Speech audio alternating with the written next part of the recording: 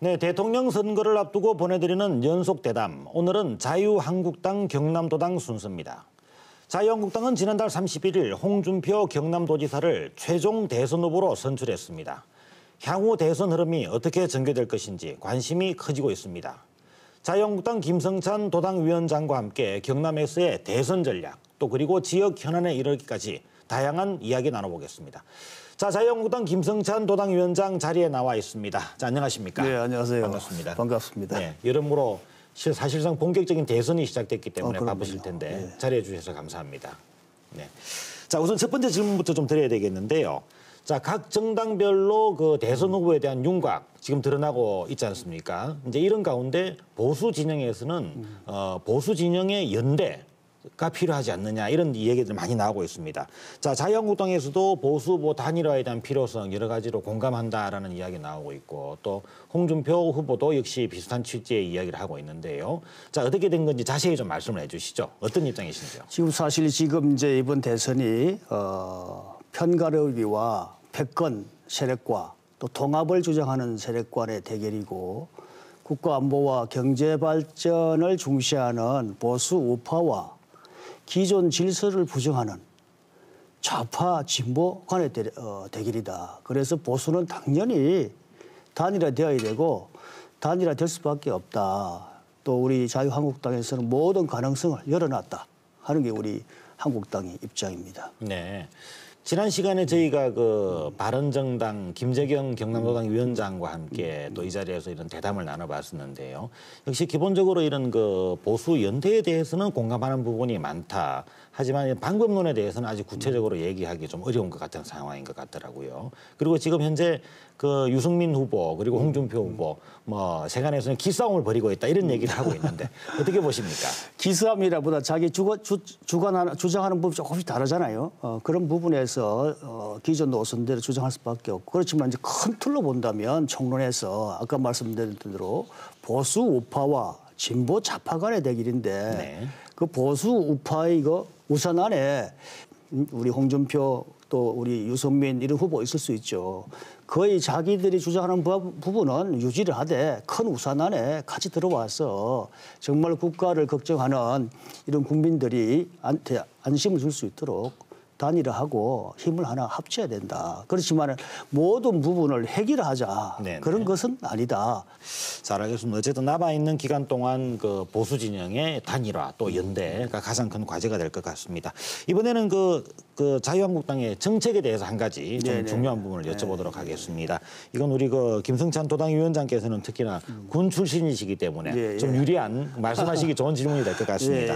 지금 그 대북 문제 또 북핵 문제 굉장히 그 심각한 것으로 나와 있지 않습니까? 특히나 이제 자유한국당에서는 그 안보 관련된 정책들 여러 가지로 많이 내놓고 있는데요. 자, 어떻습니까? 자유한국당이 가지고 있는 안보 정책, 특히 또 사드 배치에 대한 이런 그 중국과의 외교 문제까지도 벌어지고 있는 이 문제가 되고 있는데요. 자, 관련해서 좀 자세한 얘기 좀 해주시죠. 정책적으로 들어가서는 결국은 우리 안보 태세가 튼튼해야 되기 때문에 강한 군대를 육성해서 튼튼한 안보 태세를 유지하는 것이고, 두 번째는 이제 강한 그 한미 동맹을 통해서 우리 군사 위협을 제거하는 이걸 해야 되는 것이고, 세 번째는 우리 국민들의 안보 의식 수준을 높이고 필요하면 우리 초중등학교에서도 정말로 바른 안보관을 심어줄 수 있는 교육이 필요하다 하는 걸 정책을 말씀드리고, 중간에 뭐 사드 이런 이야기를 하셨는데 사드 부분은 사실은 하나가 아니라 두 개, 세 개 필요하면 더 해야 됩니다. 이 사드 자체가 어떤 국가 외교적인 문제가 아니고 하나의 무기체계 배치하는 부분이거든요. 우리 안위를 위해서 네네. 북한의 핵 위협을 막는 것인데 그것이 무슨 외교적인 문제고 우리 안위를 걱정하고 그걸 가지고 중국하고 뭐 협상을 하고.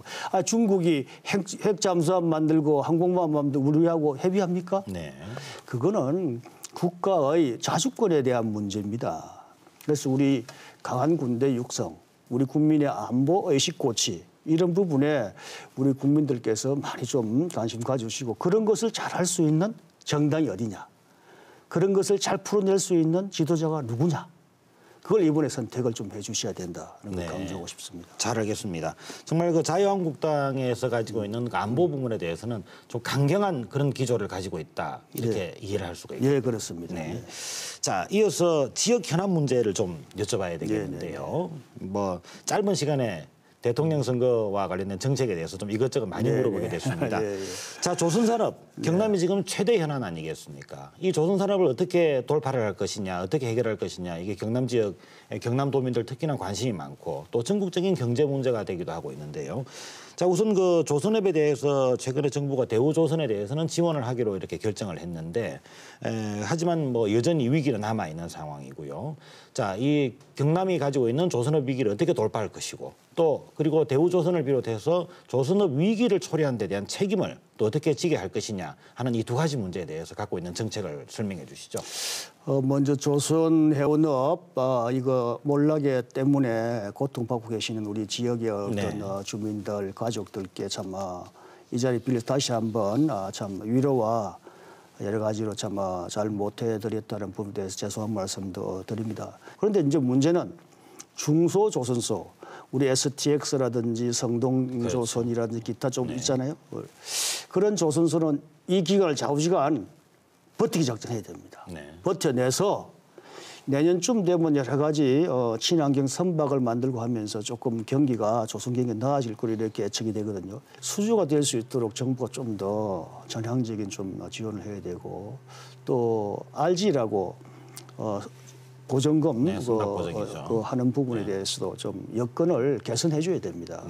해줘야 되고 정부가 좀 보정 책임을 진다든지 해야 되고 지금 또 이제 어차피 구조조정이 일부 되니까 실직하는 분들이 있잖아요. 그런 분들을 위해서 이번에 특별 고용업종 지정일에서 올 6월 달까지 했어요. 그것을 1년 또 연장해야 됩니다. 내년 아마 한까지도 이 경기가 살아날 부분들은 아직 무지수기 때문에 또 실직자, 이직자들이 더 많이 생길 수 있다. 그래서 1년 더 연장을 해서 그 실직자, 이직자에 대해서 실업급여가 될 수 있도록 이런 정책들을 해서 일단 중소조선소는 작전이 버티기 작전 될 수 있도록 정부가 좀 잡아줘야 된다. 이제 아까 대형 조선사에 대해서는 유동성 위기를 극복할 수 있도록 금융 지원이라든지 이런 부분들을 좀 해줘야 된다. 이런 정책을 우리 당에서 지금 펴나가고 있다는 걸 말씀드리고 싶습니다. 알겠습니다. 자, 그리고 지역 현안에 대해서 한 가지 더 질문을 드려야 되겠는데요. 자, 경남 지역의 정책 가운데서 가장 주목을 받고 있는 부분이 그 교통 인프라가 크게 확충될 것이다라는 이런 내용입니다. 그래서 남부 내륙철도 KTX를 그 경남에도 연장하는 안을 설치를 추진을 해야 된다. 그리고 또 김해공항을 그 신공항 확장으로 결정을 했기 때문에 그 후속 대책이 어떻게 갈 것이냐 이 부분이 이제 경남 지역의 이런 그 교통 인프라와 관련해서 가장 큰 핵심 사항이 되고 있는데, 자, 남부 내륙철도에 대해서부터 우선 가지고 계신 정책을 좀 말씀해 주시죠. 실제 이제 남부 내륙 철도가 김천에서 거제까지 가는 거잖아요. 그것은 작년 이제 6월달에 하여튼 그것을 광역교통망을 확충하는 걸로 우리 국토교통부에서 이제 지침은 정했어요. 이제 그것을 사업 타당성 조사를 지금 올 전반기 아마 끝날 걸로 이래 보아집니다만은 그것을 통해서 수도권과 우리 서부 경남 시간대를 2시간대로 좀 줄여서 생산 유발 효과와 지역 소통을 강화하는 부분인데 그것은 아마 대선 공약에도 필요하면 포함을 해서라도 추진을 해야 되겠다 생각하고 있고. 홍준표 후보는 사실은 강하게 주장을 했던 분이기 때문에 아마 당연히 포함되지 않겠나라고 생각이 드네요. 추진이 될 것이다. 그리고 저희 한국당에서는 추진을 하도록 지금까지도 노력하고 있고 다음 정부에서는 더 그게 추진이 잘 될 수 있도록 적극적으로 우리가 하겠다는 걸 말씀드리고 김해공 확장 사업도 계획대로 될 것이다. 이렇게 지금 보고 있고 그러한 사업들이 지속이 될 수 있도록 특히 우리 경남의 이런 부분에서 도정을 운영했던 우리 홍준표 후보가 그런 부분에서는 아마 우리 경남 도민들이 걱정 안 하시도록 더 잘 챙기고 할 것이다라는 걸 말씀을 드리고 싶습니다. 알겠습니다. 네, 자, 저희 뉴스 인사에 대해서는 대통령 선거를 앞두고 경남도당의 위원장들을 각 정당을 초청해서 정당의 정책과 그리고 대선 공약에 대해서 내용을 연속으로 듣고 계신데요. 자, 저희가 공통으로 드리고 있는 질문이 각 정당의 공통 질문이 지방 분권에 대한 정책입니다. 아주 여러 후보들이 지방분권에 대한 중요성 강조하고 계신데요. 자, 자유한국당 지방분권에 대해서 어떤 정책을 가지고 계십니까? 저희들도 이제 분권화에 대해서는 큰 기조로 동의를 하고 있고 지난번에 지금 저희들이 지금 개헌도 하고 있지만은 네. 개헌에도 그 지방 분권 사항을 좀 더 명문화해서 그걸 확실하게 보장을 할 수 있도록 해야 되겠다 하는 게 대체적으로 지금 우리 당의 생각입니다. 그리고 지방 분권은 필수적인 사항이고 지금 지방이 거의 사실 어떤 네. 면에서는 무너지고 있다 맞습니다. 이런 수준이거든요. 이 모습으로 지금 유지해서는 안 된다. 더 이상 중앙에 집중되는 이것을 우리가 막지 않으면 우리 국토 균형 발전, 대한민국 국민의 행복을 줄 수 없다. 그런 기조는 저희들 당연히 가지고 있다. 그래서 개헌이 뭐 이번 선거 전에 되면 좋겠지만 여러 가지로 지금 쉽지는 않은 것 같고 일단 개헌 때에 지방 분권에 대한 부분에 대해서 명문화해서 넣겠다는 걸 말씀드리고. 자, 이제 대담을 마무리해야 될 시간인데요. 자, 자유한국당 경남도당이 가지고 있는 경남의 맞춤형 대선 전략 어떤 것이 있는지 소개해 주시고 또 마무리 말씀을 같이 좀 해주시기 바랍니다. 네, 우리 경남을 정말 당당한 경남, 살기 좋은 경남을 만들 수 있도록 하겠다.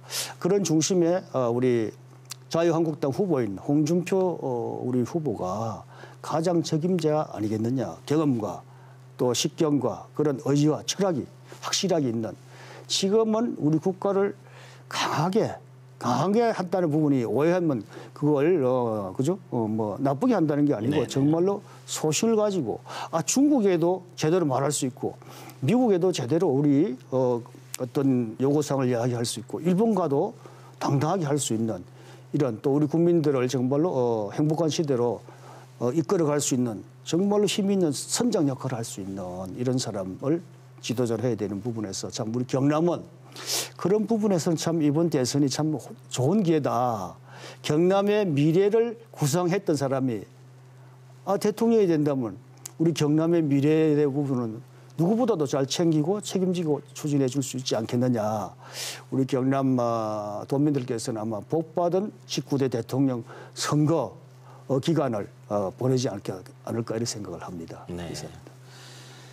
네, 지금까지 자유한국당 김성찬 도당위원장과 함께 경선 이후 자유한국당의 행보 그리고 경남 지역의 현안 어떻게 정책으로 풀어나갈 것인지 이야기 나눠봤습니다. 자, 김성찬 도당위원장님, 자 홍준표 후보가 대선 후보로 지금 열심히 뛰고 있는데요. 대선까지 이제 기간이 그렇게 많이 남지 않았습니다. 짧은 기간 동안 좋은 정책 많이 수립하셔서 결과를 기대하도록 지켜보도록 하겠습니다. 출연해 주셔서 오늘 감사합니다. 네, 감사합니다. 많이 좀 도와주십시오. 예. 제19대 대통령 선거일이 한 달 앞으로 다가왔습니다. 우리는 지난 한 달 동안 대통령이 탄핵되는 사건을 경험했습니다. 이어서 전직 대통령이 구속 수감돼 수사를 받는 모습을 참담한 심정으로 지켜보고 있습니다. 헌정 사상 처음으로 겪는 낯선 상황인데요.